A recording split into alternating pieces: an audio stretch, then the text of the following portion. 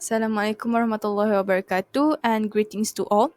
My name is Nofara Alisha binti Muhammad Hazani, and now let us start our interview session with one of my friends, Jamilatul, who is currently in her TESOL program. Hi, my name is Jamilatul and I am 19 years old. Okay, so let's move to our first question regarding a physical development.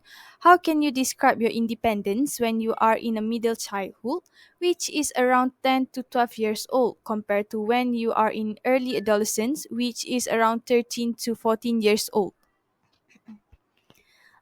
When I was in the upper standard in primary school, I learned to do a few house chores by myself. For example, I have learned to keep my room clean, sweep the floor, and even go to school by myself.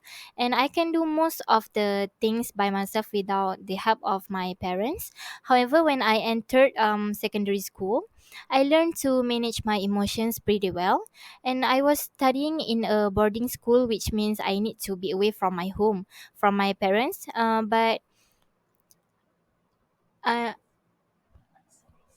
I see study. Sorry. I see that I can manage my homesickness by keeping myself busy with my tight schedule and interact with my fellow friends. Oh, I see. So let's move to the next question. What do you think about gender roles during middle childhood and early adolescence? Okay, I started to behave more like a lady once I got my first period at the age of 11. Due to the physical changes that I had, I realized that I was no longer a kid who can act freely. I started to take care of my appearance, the way I talk, and so on. I took quite some time before I got used to before I got used to it. And in terms of the opposite gender, during my time in my primary school, I found that I was quite shy when I was around boys. Maybe they were still immature. Sometimes they did address my changes in physical appearance when I had grown taller. However, once I got into my secondary school, I started to be more open towards the other gender, as we were often required to have a group work together. I also started to realize that most of my friends were physically different from me, and it got me thinking that not all individuals have the same physical ability. Oh, I see. Now done with the cognitive development, done with the physical development. Let's jump into cognitive development. How can you explain? Can you explain how you handle your tasks during your middle childhood and adolescence era? Like who guided you until you have reached your independence? And is there any situation that you can provide when you are learning something difficult? Then eventually overcome that obstacles.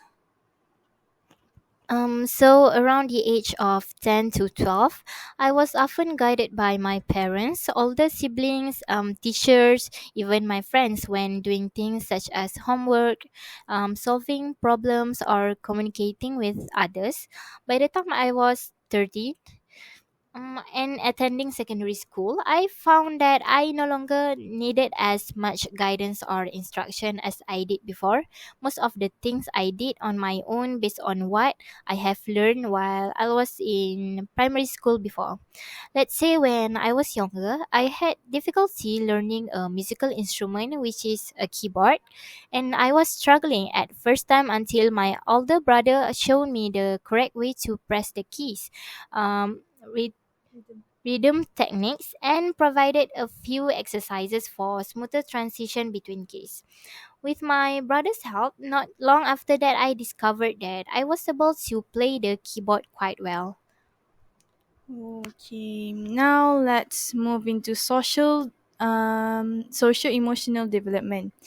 Let us recap when you were 10 to 12 years old. What did you feel when you managed to do something? I felt more confidence than before in doing something. For instance, when I was about 10 to 11 years old, I was a shy kid. I was afraid to talk to new people until my parents repeatedly encouraged me to do so. Eventually, I found making new friends was quite amusing.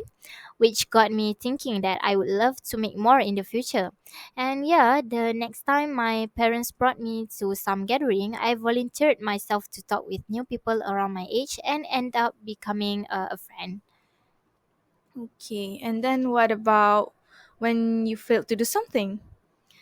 I felt so hopeless, demotivated, and eventually gave up to do that thing. For example, when I was in Standard 5, I joined a taekwondo club in my school. At first, I quite enjoyed the training sessions. However, things changed once the level of difficulty increased slowly. I gave up as my parents were not actually supporting me to do the martial arts since the training session overlapped with my tuition schedule. And my parents emphasized studies more than sports. That's why they quite disapproved me of me being in the taekwondo club. In the end, my performance in taekwondo slowly decreased, and I eventually quit. Now, let's talk about when you're 13 to 14 years old. Do you still remember your ambition when you're in Form 1 or Form 2? Oh yes, absolutely.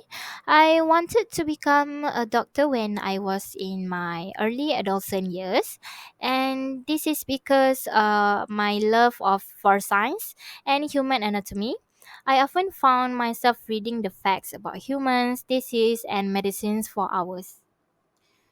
Thank you for your time, and that's all from us. Thank you.